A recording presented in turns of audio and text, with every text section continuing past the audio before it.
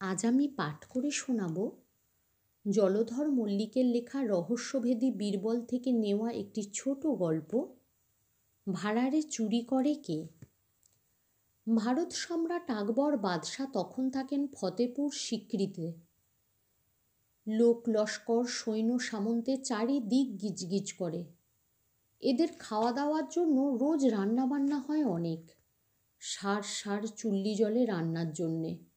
রান্নার জিনিসপত্র আসে ভাড়ার থেকে। সেখানে রান্নার জিনিসপত্র সব সার দিয়ে সাজানো থাকে আগে থেকে। ভাড়ারির একবার সন্দেহ হলো ভাড়ার থেকে জিনিসপত্র চুরি যাচ্ছে বলে। সন্দেহের কথাটা সে একসময় বাদশাহ আকবরের কাছে গিয়ে বলল।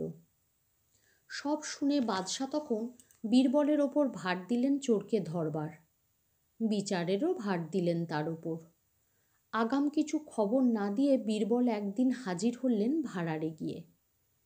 বীরবল বুঝেছিলেন চোর বাইরের কেউ নয়, ভেতরেরই কেউ।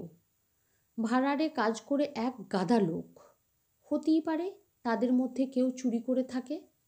যাই হোক, যাবার সময় একটা থলিতে বেশ খানিকটা ময়দা ভরে নিয়ে গিয়েছিলেন বীরবল। ভাড়ারে বীরবল গিয়ে দাঁড়াতেই সেখানকার কাজকর্ম করা লোকজন সব তটস্থ হয়ে সার দিয়ে দাঁড়িয়ে পড়ল। নমস্কার জানালো বীরবলকে। ভাড়ারে চুরির কিনারা করতে যে এসেছেন সে কথাটা বেশ ফলাও করে শোনালেন বীরবল। তারপর বললেন, তোমাদের সকলকে এক মুঠো করে ময়দা দেব। তোমরা ময়দাটা থুতু দিয়ে মেখে সুপুরির মতো ডেলা তৈরি করবে। আমি 1 থেকে 100 গুনব, তার মধ্যেই কিন্তু এ কাজটা তোমাদের করতে হবে। বীরবলের কথা মতো সকলকে এক মুঠো করে ময়দা দেওয়া হলো। সকলেই থুতু দিয়ে ভিজিয়ে ভিজিয়ে ডেলা তৈরি করতে লাগলো। বীরবলও যথারীতি 1 থেকে 100 গুনলেন বেশ জোরে জোরে। গোনা শেষ হলে দেখা গেল সবাই বেশ থুতু দিয়ে ময়দার ডেলা বানিয়ে ফেলেছে, শুধু একজন ছাড়া। সে থুথু করেই চলেছে, কিন্তু থুতু বেরোবার নামগন্ধ নেই। বীরবল তখন লোকটাকে কাছে ডাকলেন, জিজ্ঞেস করলেন, তুমি ভাড়ারে কি কাজ করো? আগে আমি বস্তায় মালপত্র ভরি। কোনো রকমে চিঁচি গলায় কথাগুলো বলল লোকটা। বীরবল তখন ধমক দিয়ে বলে উঠলেন, আমার চোখকে ফাঁকি দেওয়া খুব কঠিন, তুমিই চোর। সত্যি কথাটা সকলের সামনে কবুল করলে সাজা পাওয়া থেকে রেহাই পেতে পারো।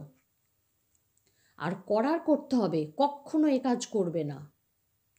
হ্যাঁ, আমি ভাড়ারের মালপত্র চুরি করেছি হুজুর।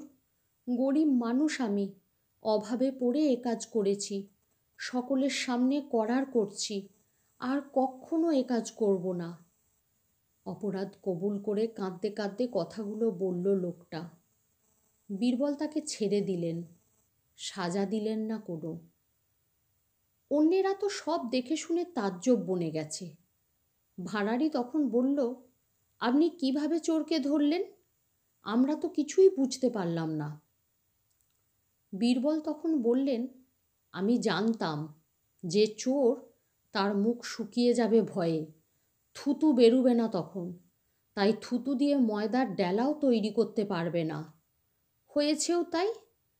ও ছাড়া সবাই থুতু দিয়ে ভিজিয়ে ময়দার ডেলা বানিয়েছে, সুতরাং ওই চোর। সকলে তখন বীরবলকে সেলাম জানাতে লাগলো বারবার। গল্প পাঠ ভালো লাগলে লাইক, কমেন্ট, শেয়ার করবেন। আর আরও গল্প শুনতে হলে আমার চ্যানেলটিকে সাবস্ক্রাইব করবেন। আবার আসবো নতুন গল্প নিয়ে। সবাই ভালো থাকুন। নমস্কার।